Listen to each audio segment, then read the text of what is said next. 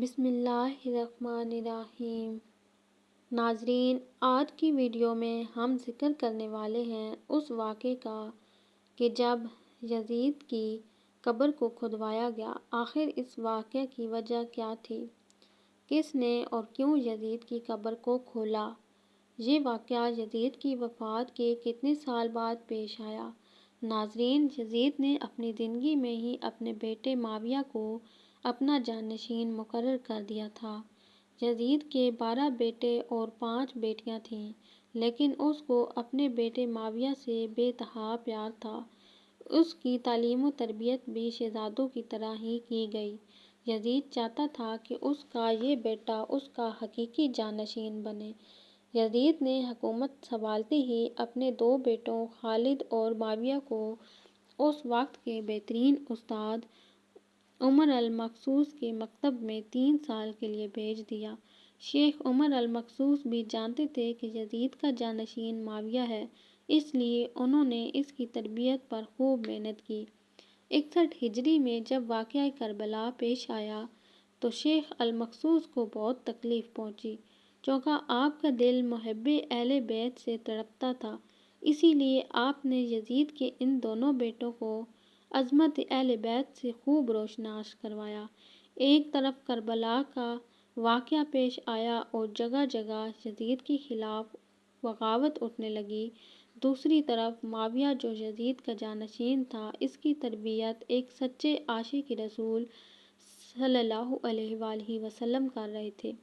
واقعہ کربلا کے تیسرے سال 683 عیسوی میں یزید عبرتناک موت سے دوچار ہوا تو معاویہ ابن یزید 20 سال کی عمر میں تخت نشین ہوا۔ جیسے ہی معاویہ ابن یزید تخت نشین ہوا تو استاد محترم کی محنت رنگ لانے لگی۔ اس نے آتے ساتھ ہی واقعہ کربلا کی تحقیقات کیں اور محض 40ویں دن لوگوں کو اپنی بیعت سے آزاد کر دیا۔ بعض روایت میں ہے کہ معاویہ ابن یزید نے 3 ماہ تک حکومت کی۔ 20 سال کی عمر جوانی کا ایسا دور ہے کہ جب انسانی خواہشات کی منہ زوری عروج پر ہوتی ہے۔ یزید کا جانشین ہونا اور پوری اسلامی مملکت پر حکمرانی کرنا اپنی تمام جائز و ناجائز خواہشات کو پورا کرنے کے لیے بہترین موقع تھا، لیکن معاویہ بن یزید نے تخت پر بیٹھتے ہی واقعہ کربلا کی تحقیقات کیں اور حالات کا بہت باریک بینی سے جائزہ لیا۔ جب اس نے دیکھا کہ میرے باپ نے اسلام اور مسلمانوں کو کس قدر عظیم نقصان پہنچایا ہے، تو اس نے محسوس کیا کہ وہ ایک دوراہے پر کھڑا ہے کہ حکومت کی باغ دوڑ تھامے رہے اور ظلم و ستم اور عیش و عشرت کا بازار گرم رکھے، یا تخت و تاج کو چھوڑ دے اور اپنے آپ کو ان ہولناک گناہوں اور ان کے دردناک عذاب سے دور رکھے۔ بالآخر اس نے فیصلہ کر ہی لیا۔ اس کا فیصلہ ان سچی تعلیمات اور اس ایمان کے طفیل ہی ممکن ہوا جو اس کے رگ و بے میں شامل ہو چکا تھا۔ اس نے ایک عزم راسخ کے ساتھ حکومت کے عہدے داروں اور عوام کو مسجد میں جمع کیا اور پھر خود منبر پر جا بیٹھا۔ اس نے اپنی تقریر میں سب سے پہلے خدا کی حمد اور اس کے بعد رسول اللہ صلی اللہ علیہ وآلہ وسلم پر درود بھیجا، اور پھر وہ یوں کہنے لگا: میرے باپ یزید کو جب حکومت ملی تو وہ اپنے اعمال اور بد کرداری کی وجہ سے ہرگز اس کا اہل نہیں تھا، لیکن وہ بھی اس پر قابض رہا اور اس کا نفس اس سے بدترین کاموں کی ترغیب دیتا رہا۔ وہ اپنے برے کاموں پر بھی فخر کرتا تھا اور اس نے خدا کی بتائی ہوئی حدود سے تجاوز کیا۔ رسول اللہ صلی اللہ علیہ وآلہ وسلم کی اولاد پر اس نے بدترین مظالم ڈھائے، لیکن اس کی حکومت کی مدت بہت ہی تھوڑی تھی اور بہت جلد اس کی شرمناک زندگی کا خاتمہ ہو گیا، اور آج وہ اپنے اعمال کے حساب و کتاب میں الجھا ہوا ہوگا۔ جب معاویہ بن یزید کی بات یہاں تک پہنچی تو اس کا گلا رک گیا۔ کافی دیر تک وہ بلند آواز میں روتا رہا اور اس کے بعد وہ دوبارہ لوگوں سے ہم کلام ہوا اور اس نے کہا: اے لوگو، میں تمہارے گناہوں کا بوجھ اپنے کندھوں پر نہیں اٹھا سکتا اور نہ تمہاری دوستی کا طوق اپنے گلے میں ڈالوں گا۔ میری خواہش تو یہ ہے کہ حکومت شہزادہ حسین امام حضرت زین العابدین کے حوالے کر دی جائے، یا اب تم خود جو بہتر سمجھو وہ کرو، یا وہ حکومت کرے جس کا تم انتخاب کرو۔ میں اپنی بیعت سے تم لوگوں پر سے ہاتھ اٹھاتا ہوں اور اس خلافت کو ٹھکراتا ہوں۔ معاویہ بن یزید کے ان جملوں نے محفل میں ایک طوفان برپا کر دیا۔ پھر معاویہ بن یزید ممبر سے اترا، اس کی ماں اور دیگر عزیز و اقارب آئے تو دیکھا کہ روئے جا رہا ہے، تو اس کی ماں نے کہا کاش تم حیض کا چیتڑا ہی ہوتے اور میں تمہاری خبر نہ سنتی۔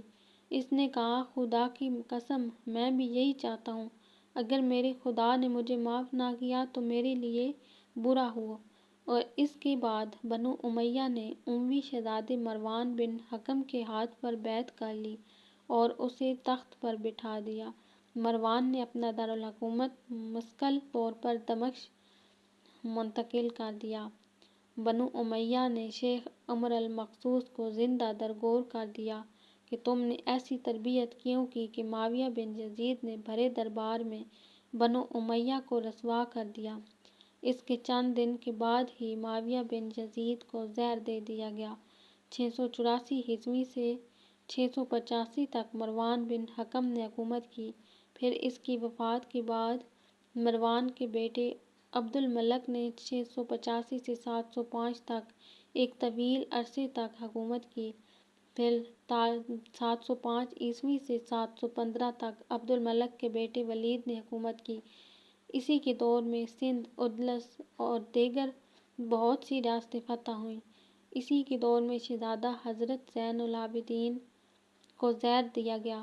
715 سے 717 تک ولید بن عبد الملک کے بھائی سلمان بن عبد الملک نے حکومت کی اور 717 میں عمر بن عبد العزیز معجزانہ طور پر تخت نشین ہوئے، لیکن ان کو بھی زہر دے دیا گیا۔ 720 سے 724 تک ولید بن عبد الملک اور سلمان بن عبد الملک کے بھائی یزید بن عبد الملک نے حکومت کی، باغ دوڑ سنبھالے رکھی۔ اس کے بعد ہشام بن عبد الملک، ولید بن یزید، یزید بن ولید، ابراہیم بن ولید اور مروان بن محمد نے بالترتیب حکومت کی اور 750 عیسوی میں بنو امیہ کی حکومت کا تخت بنو عباس نے الٹ دیا۔ بنو امیہ کا آخری حکمران مروان ثانی ایک انتہائی سست اور ڈرپوک حکمران تھا، جس نے ابو مسلم خراسانی کے ہاتھوں شکست کھائی اور یوں بنو عباس کی حکمرانی شروع ہوئی۔